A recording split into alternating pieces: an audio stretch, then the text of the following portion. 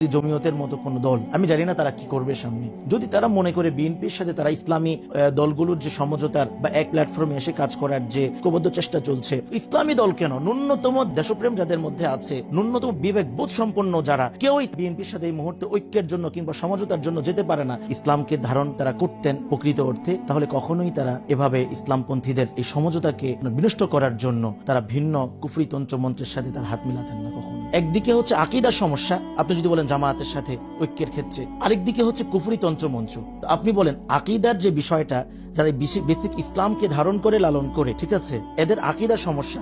আরেকদিকে যে ইসলামকে রাজনৈতিকভাবে মানতেই চায় না, কোরআনের সাথে ইসলামের সম্পর্কই নাই বা ইসলামের সাথে রাজনীতির সম্পর্ক নাই, এই রকমের কুফরি কথাবার্তা যারা বলে, কোনটা বেশি ভয়ঙ্কর? স্বাভাবিক প্রত্যেকটা কমন সেন্স যারা আছে সে স্বীকার করবে আকীদার চেয়ে এটা অনেক বেশি মারাত্মক ভয়ঙ্কর।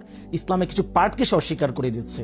রাজনীতি ইচ্ছা ইসলামের অবিচ্ছেদ্য অংশ বা ইসলাম একটা পূর্ণাঙ্গ ধর্ম ব্যবস্থা, এটাকে সে অস্বীকার করছে, একটা ভিন্ন কুফরির দিকে চলে যাচ্ছে সেটা।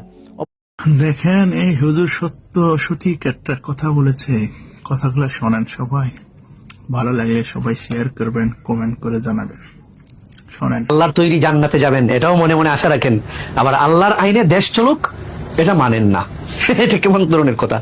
আল্লাহর আইন মানেন না তো এই আল্লাহর তৈরি ভেস্তে যাবেন কেন, জান্নাতে যাবেন কেন? আল্লাহর আইন মানেন না তো এই আল্লাহকে সেজদা করেন কেন, শুক্রবারে মসজিদে যান কেন?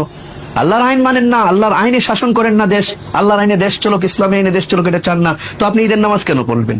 আপনার জানাজা হোক এটা আপনি কেন চাইবেন? আপনি তো আল্লাহকে মানতেছেন না, তো আল্লাহর তৈরি জান্নাতে কেন যাবেন? আল্লাহকে কেন সেজদা দিবেন আল্লাহর আইন যদি মানেন না?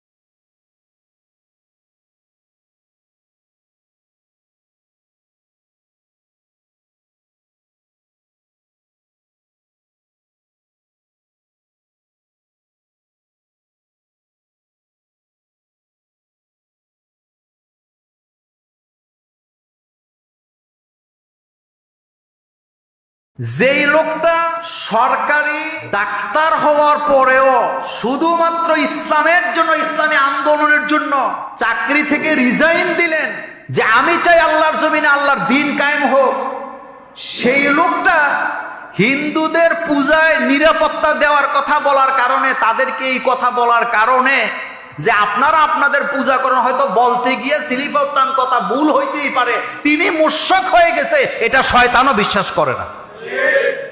এটা বিশ্বাস করার কোনো কারণ নেই, কারণ এটা আপনার দায়িত্ব।